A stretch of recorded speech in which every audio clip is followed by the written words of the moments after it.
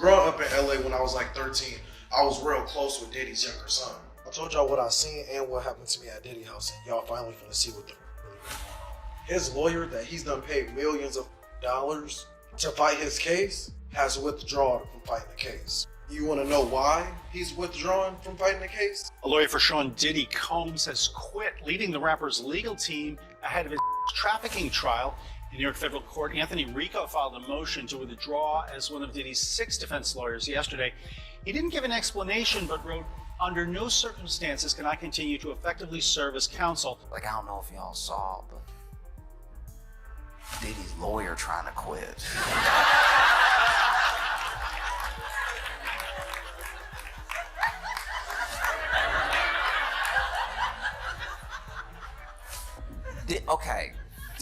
Diddy.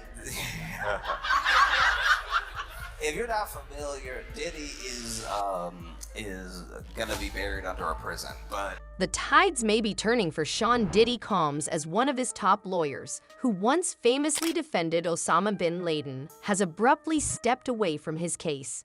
Despite still having 5 other attorneys on his payroll, this high-profile departure is a major blow, especially as Diddy faces mounting allegations and a growing media firestorm. Losing such a seasoned legal strategist at this critical moment only adds to the pressure surrounding the hip-hop mogul. Attorneys is trying to withdraw from the music artist's trafficking case. Anthony Rico filed notice last week that he no longer wants to represent Combs, and he did not give a reason other than saying, quote, "Under no circumstances can I continue to effectively serve as counsel." Rico has not shied away here from high-profile clients, including represented a terrorism case involving associates of Osama bin Laden and Al-Qaeda and New York City Councilman Larry Seabrook during his corruption trial. Chief Legal Analyst Khalif Rose now joining us. What would you make here? What would you think an attorney would want to leave such a high-profile case? We can jump to a lot of conclusions, right? You can say, wow, he's represented all these crazy folks in the past with checkered backgrounds. Why would he not want to continue to represent these folks? I tell all my clients this when they meet with me, that this type of engagement is a relationship. It's where if you're asking me to represent you, it's a meeting of the minds. Yes, it's contractual. Yes, I'll send you a retainer agreement. Yes, you'll exchange funds. But when we remove all of that, it's, do you really like me? Do I really like you? Do I feel comfortable? Trust, yeah. Do you trust me? Do you feel comfortable with me advocating on your behalf? Do I feel comfortable advocating on your behalf? And if we come to a meeting of the minds, which I'm assuming they did at some point in the beginning, then we'd come together, my team would send an agreement out, and then we'd work together. But somewhere during the course of the relationship, things happen, just like in a marriage. Sometimes folks drift apart, and sometimes things are let out during the course of the investigation, or I should say during the course of the representation, where you recognize that, hey, I'm maybe not comfortable going the next mile with this case as I thought I was. He said there are a couple of things, and you have to read between the lines. He said there's 2 things. It's effective assistance, right? Or you have the opposite of that, which is ineffective assistance of counsel. You don't want that as an attorney. Ineffective assistance of counsel means you didn't do your job. So he said, I can no longer go forward effectively assisting this person, meaning I can't do my job. In court, because I can't do my job, I need you to grant me the permission, the authority to walk away from this relationship. Basically, grant my divorce. Is there some possible case here where it could be a conflict of interest? Though that's normally something that you would do before the relationship. You'd say, hey, have I dated you in the past? Have I dated anyone that you know in the past? That conflict of interest is required. You want to have a conflicts check. You want to ensure that you don't have anything that puts you or the client's best interest, I should say your client's best interest in the crosshairs. And so you run down that and make sure, hey, have I represented anyone that you've known in the past? Have I represented someone maybe that's going against you in this matter? And if I have a duty to say, you know what, I can't represent you going forward. Sometimes a conflict may arise that wasn't disclosed in the beginning. Then you're saying, you know what, you didn't tell me this in the beginning, and now you're bringing this up, I gotta step away. There could have been a number of things that have happened, but if I'm going to gamble on this, I can guarantee it heads more on just the relationship deteriorating. That irreconcilable differences that you see with divorces is something that you see with client representation all the time. And could it be a possibility where the client doesn't want to listen to the attorney? That also happens as well, but again, that deteriorates the relationship. If I'm constantly saying, this is the strategy, this is where I think we should go, and I have a client that's saying, you know what, I don't really agree with that, I want to go a different direction, it's always the client's decision.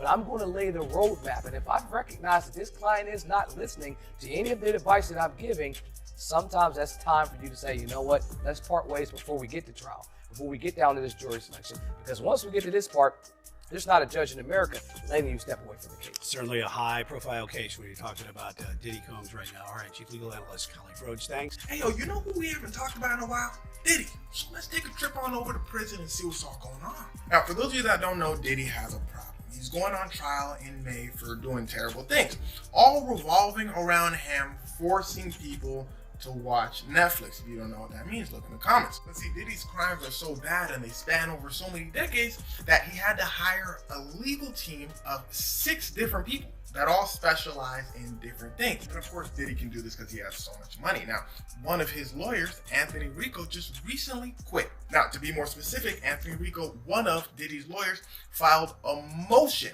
to quit, saying, under no circumstances can I continue as counsel for Sean Combs, meaning I can't keep working with Diddy. But your lawyer can't technically just quit on you, so he says a few other things. He says, look, Diddy's gonna be fine. He got 5 other lawyers. For 1, boy got to start at 5. For 2, look, I talked to the head lawyer, this guy, Mark Agnifilo.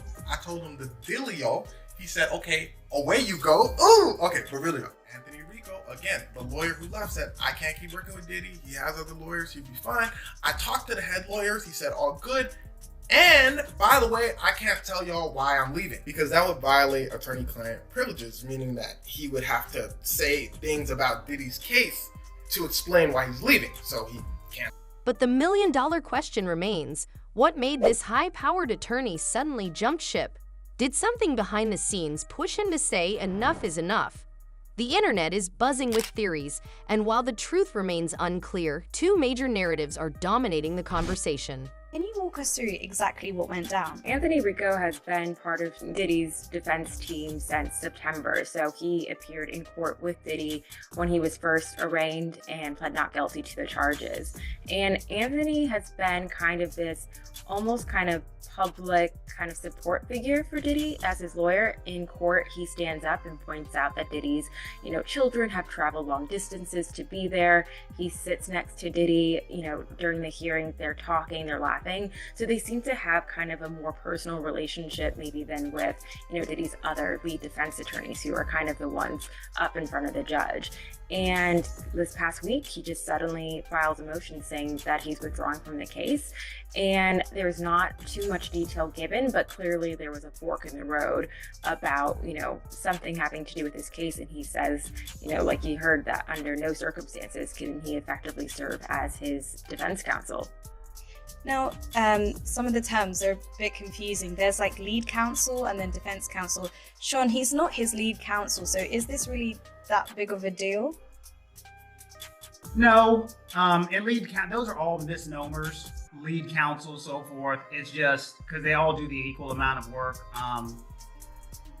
When they say lead counsel, what ends up happening is if you're in the middle of the court, you don't want 3 lawyers talking at the same time. So they basically said, you'll talk, is all lead counsel means. So if there's an objection or something of that nature, that will be the person talking. So that really is a misnomer, lead counsel. Do I think it's that big of a deal? Yes and no. Legally, I don't think it's a big deal at all. But I always tell people lawyers get off of cases for 3 reasons. 1, Mr. Green has not made a gratuitous appearance. You haven't been paid. That ain't this situation. You can assure that.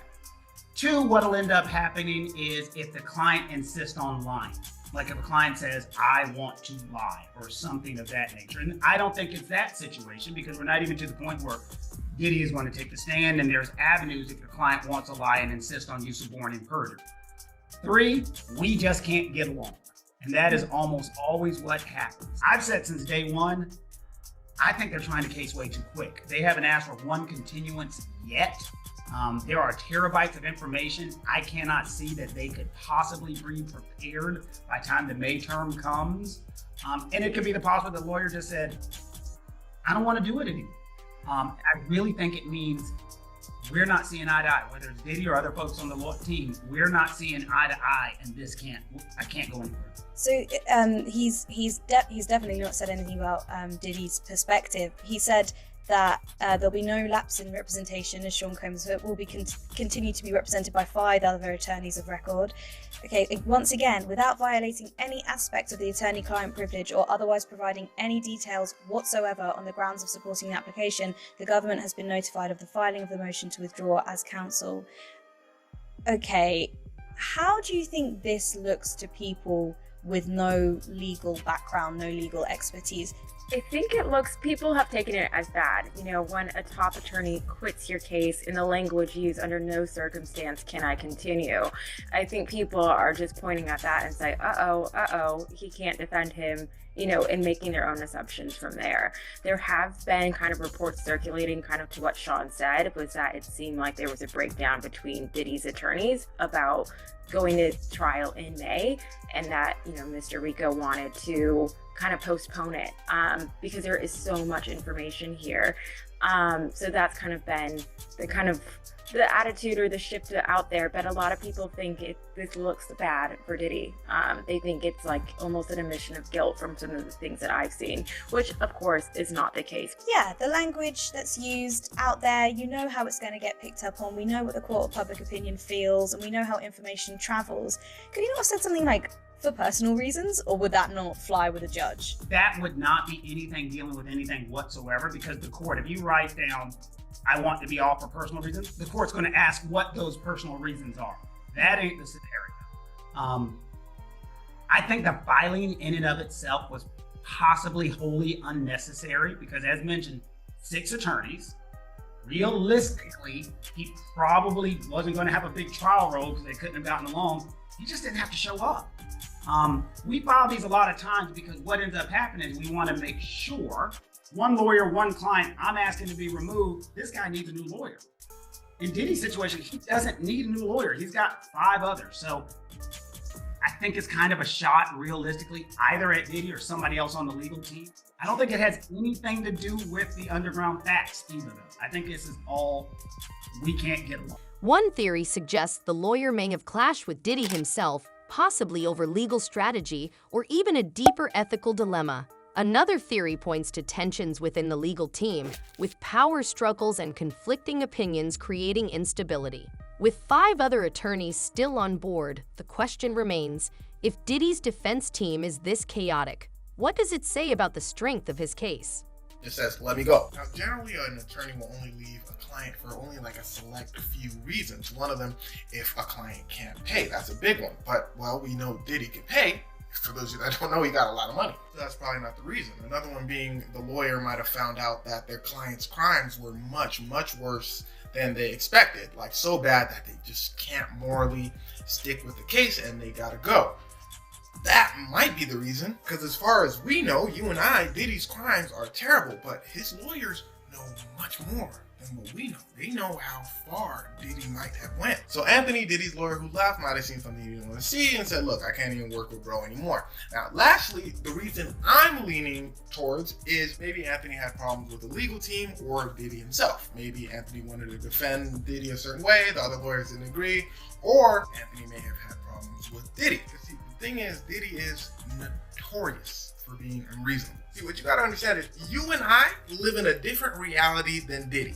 I was trying to explain this in a past video when I told the story of Diddy blowing up Kid Cudi's car. Allegedly. Now, you don't gotta watch the video to understand that Diddy blew up a man's car. Because in Diddy's mind, he can do that. Now, here's where things start to get wicked. Wicked part being Diddy's mind. You need to really listen to what I'm saying here, because I can sit here and give you a million stories about times Diddy went out the handle or did something crazy, but you'll find that they all have 2 things in common. One, the shock of the things he's saying, like he be talking to people any type of way, and 2, the shock of what he's trying to get done. Okay, listen closer. In this particular video, for example, Diddy's telling the person on the phone that he wants a TV show time slot. He's not taking no for an answer. Diddy's saying, just do it, just do it. The person on the phone probably saying, bro, I can't just give you someone's time slot. Diddy's saying, give me that time slot. The person on the phone finally says, yes. Diddy says, whatever I want, I get. I know what you're thinking. What? That's just business. Sure. I'm just trying to paint a picture for you. Listen. It's all the stuff Diddy's done to Cassie in front of the whole world. One of the times she runs away from him, she gets a call from one of his assistants saying, Diddy wants you back. right now, or he's gonna come find you. She don't come back, so he thinks she's with Kid Cudi, goes over to Kid Cudi's house, blows up Kid Cudi's car. Allegedly. Does all of this sound like someone in the same reality as you and I? So imagine you're Diddy's lawyer. Now, I'm not saying this is why Diddy's lawyer left, but listen, imagine you're Diddy's lawyer and reports come out, Diddy is intimidating witnesses. Reports actually came out saying Diddy's intimidating witnesses. You're Diddy's lawyer and you say, Diddy, why do you think you can get away with this? You can't do that. And Diddy tells you, you're my lawyer. Fix it. You say, Diddy, just don't do that. This is the real world. They want you in jail. Diddy says, look, just get me off. Poor choice of words when referring to Diddy, but all I'm saying is, I can imagine it's a frustrating environment to work with Diddy. Doing outlandish things and just expecting you to deal with them. Now again, Diddy's lawyer could have also left because he had problems with the other lawyers, or he just didn't want to work with Diddy anymore. But either way, Diddy's going to trial with 5 other lawyers, and their defense is Diddy did do all those things. There's video evidence, so it's hard to deny. But it was all consensual. Please don't give him life. It actually turns out that there was a major power struggle inside Diddy's legal team. Rico and, the lead attorney, Mark Agnifilo, they have been butting heads for months over how to handle the trafficking charges in court. While the lead attorney Agnifilo has been publicly denying the allegations, Rico had a different approach in mind, but he wasn't given the control needed to execute it. From what we know, Anthony Rico had 2 major concerns. The first one is the lead attorney's legal approach has been to outright deny the trafficking charges, claiming that Diddy's so-called freak-offs were consensual encounters between adults. Rico, on the other hand, had a different legal strategy in mind, but he wasn't able to push it forward. I don't know exactly what his strategy was going to be, but in the end, he's an experienced lawyer, so I'm sure he had an angle for how it was going to benefit Diddy's bottom line, right? And then they also disagreed on when to actually go to trial. So Anthony Rico strongly believed that they wouldn't be ready for the scheduled May 5th trial date and wanted to ask for more time, but his co-counsel refused to delay, right? And then on top of that, Rico wasn't even able to speak to Diddy directly, which is kind of weird because he's representing him, right? And then apparently they kept on blocking him from that access. And at that point, he decided that he couldn't properly defend Diddy, so, he walked away from the case for that reason. So now Diddy's team is down 1 high-profile criminal defense attorney at a time when he needs all the legal firepower he can get. And when a lawyer with this much experience walks away from your case, that's never a good sign, okay? Now, there are some other rumors, if you will, that the reason why he walked away was because he couldn't deal with the crimes of Diddy. Did Diddy eat people? I've never heard of a lawyer turning that kind of high-profile case down. What the heck did that man do? Now, that tweet right there had over 300,000 likes on Twitter, so a lot of people are obviously paying attention to the story, and they're obviously very confused, okay? Like, how the heck do you walk away from a case that's this high profile, especially since lawyers are some of the biggest capitalists out there, okay? They want that money. Ain't you trying to get paid? I think this Diddy trial actually has the potential to be one of the biggest trials in entertainment history. And there's a couple reasons why I say that. First of all, this isn't just about one lawsuit or one charge. This is an entire criminal case with serious allegations that could send him away for life. We're talking about accusations of trafficking, violence, intimidation, and things that destroy powerful men when the evidence piles up. Meanwhile, one of Diddy's remaining lawyers has added to the confusion by claiming that no incriminating tapes exist. But if that's the case, were all the reports about the feds finding tapes during house raids just smoke and mirrors? And if so, why did those stories gain so much traction in the first place? I think that the public and the media have gotten nearly every fact wrong about what the prosecution's case is here. So I just want to take one issue with that. There's no minors, there's no celebrity tapes. The civil lawsuits here are not driving the allegations that we're defending against, but it is driving the vitriol against him in the media. This kind of created a life of its own, that they had seized videos of the freak-offs, and it kind of spun into who's on those tapes. And Hollywood became unusually silent. I think there's one huge reason, and that's Tony Busby. Right after the indictment, he came out with a press conference with a 1-800 number behind him, threatening lawsuits against our client without having filed any. And we saw exactly how it played out, and we saw exactly why Hollywood went quiet. And what she's referring to, part of why Hollywood went quiet is we now know that Tony Busby sent demand letters to several celebrities, most notably Jay-Z, who stood up to that and is actually now suing Tony Busby for extortion. Right. Because the person who was suing him dropped it because of all the inconsistencies in her case. Now, Kenny also said that they are going to be looking to file other defamation lawsuits. And she made that really clear, that it wasn't just going to be a one-off with Jay-Z. Well, hold on, because Jay-Z is suing him, but she's not representing Jay-Z. She's saying that Diddy is going to file defamation lawsuits against some of the people who are making allegations out of court. Now, Tony Busby, by the way, you just mentioned something. When we did one of our earlier Downfall of Diddy documentaries, we had Tony Busby on. And I asked him specifically, is the game here to go to high-profile people like a celebrity and say either settle or we're going to file a lawsuit which effectively will ruin your life and your career? And he kind of said that's the drill in civil litigation. So he was open about that. She does not abide by that. Yeah, look, I think this is what we're seeing here played out in a very public way, is what happens not publicly every day in this country. Our system is set up for this, right? You have plaintiffs' lawyers who try to exploit every possible vulnerability of the defense, including by threatening to file lawsuits that may or may not be fully fleshed out. And if you force them to prove their case, they're going to say, you're going to be really embarrassed if this comes out, therefore you might as well just settle up. And then on the other hand, you have a defense lawyer who is putting her client's best foot forward here to try and not only, in this case, win the court of public opinion, but also to lay the seeds with the plaintiff's counsel. This is not going to be quite as easy as you think, and you better be prepared for war. So I think in having this discussion, we've kind of done exactly what Tenny and I think Mark Agnifilo would say, is that we're melding the civil lawsuits, and that's what Tony Busby's about. Right. Tony Busby's the civil lawsuits. The conversation that you get into more on the podcast with her is also about the actual criminal matter. This is the federal indictment against Diddy, and that's what she and Mark Agnifilo are defending Diddy against the U.S. attorney for. That's right, and there are so many allegations civilly with minors, with and a lot of other things. People think that the U.S. attorney has that. And they think that it's not. They're separate. There are 3 victims, alleged victims, in the federal case. Now, Cassie and 2 others. Right. Now, I don't think we should downplay to make it seem like, oh, well, that's all that he's facing. I mean, in the criminal case. Right, but I'm saying take away all the civil lawsuits. He's still facing a lot here against the government. Oh, he is. As far as these criminal charges. He is. And yes, you're right. It is only at this point 3 victims that the government has named, but it's not. Those 3 victims are enough to send him away to prison for a long time. Right. If the government wins. If the government wins. What we haven't heard is what is the defense that they will mount against the 3 victims? Are they going to argue it was consensual?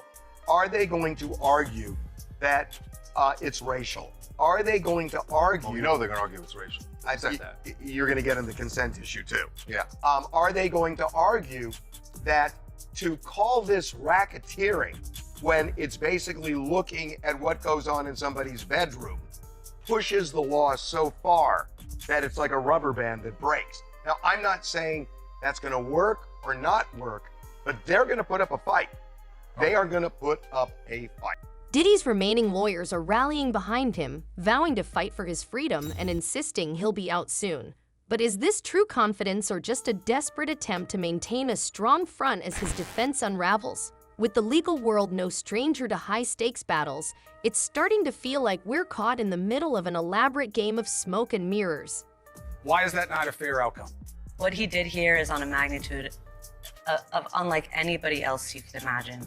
A week after those public searches were televised, he gave us his passport. His children gave us his passport. He then paid off the mortgage entirely on his Miami home, $18 million.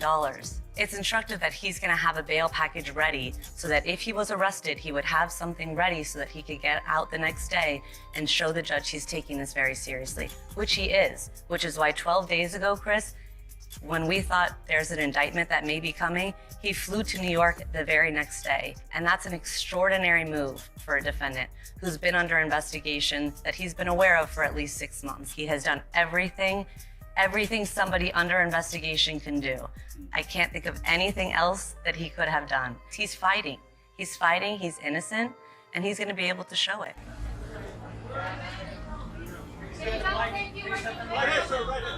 We want to know, right? Who's going to be watching Jesse and Delilah? Everybody down front. Who's going to be watching the kids? All right. So this was the first step. We have a bail appeal scheduled for tomorrow at 3:30 in front of Judge Carter, the district judge assigned to this case. I think that we made the points that we've been wanting to make. I think it came out. Mr. Combs is a fighter. He's going to fight this to the end. He's innocent. He came to New York to establish his innocence. He's not afraid. He's not afraid of the charges. There's nothing that the government said in their presentation today that changes anyone's mind about anything. He's been looking forward to this day. He's been looking forward to clearing his name, and he's going to clear his name. And we're going to stand by his side as he does. We believe in him wholeheartedly. He didn't do these things. This was a 10-year relationship. There's no coercion. There's no crime. There's basically just, someone who brought a civil case and now is finding themselves as a witness in a criminal case. And we're going to fight this case with everything we have, as is he. And eventually he's going to be shown to be innocent. And so tomorrow we fight again, and we'll fight every day until we don't have to fight anymore. I don't know. The question is, why did it happen last night instead of today? I don't know the answer to that question. I just want to make one point very clear. We have no power. All we can do is show good faith. He got on a plane and he came here. And if he stayed here for one day before the case started, or for 1 year before the case started, he was going to stay as long as he needed to stay. It ends up being only 12 days. That's fine. That's what the government wanted to do. The government didn't want him to turn himself in. He came here to turn himself in. Why doesn't the government want him to turn himself in? Because then they can't ask for detention. So they go and they arrest him. They arrest a guy who came to New York to turn himself in. But we are going to make all these points again tomorrow, and we'll make it as much as we can until we get him out. So that's all I have. Huh? Tomorrow. Yeah, tomorrow. Wait, what was the question? We're appealing. No bail. We're appealing it. Oh, I'm sorry. We're appealing the decision to hold him without bail. Tomorrow at 3:30. 3:30, same place. Bail appeal. Bail appeal tomorrow at 3:30, same courtroom, different judge. He's doing fine. He's a fighter. He's a fighter, and he's going to fight this. All right, I'm going to go. I don't get into that stuff.